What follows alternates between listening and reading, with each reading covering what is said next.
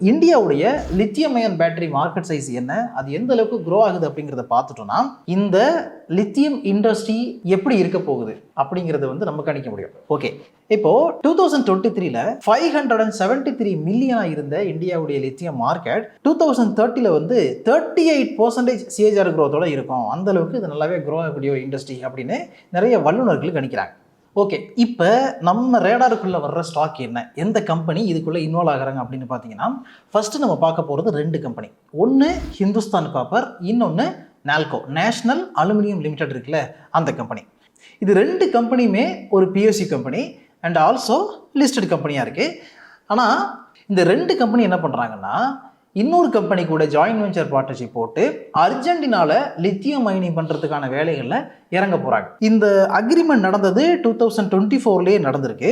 அதாவது கபில் அப்படிங்கிற ஒரு company, Khanij Bidesh India limited அப்படிங்கிற ஒரு கம்பெனி, இந்த கம்பெனி லிஸ்டட் கம்பெனி கிடையாது.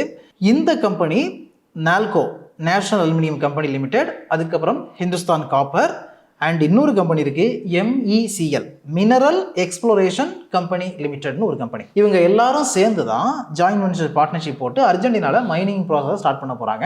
மொத்தமாக 5 இடங்களில் மைனிங் ப்ராஜெக்ட் நடக்க போகுது. எக்ஸாக்டாக சொல்லணும் அப்படின்னு பார்த்தீங்கன்னா, அர்ஜென்டினா உள்ள கேட்டாமெராக்கா ப்ரோவின்ஸில் இது நடக்க போகுது அப்படின்னு செய்திகள் வந்திருக்கு.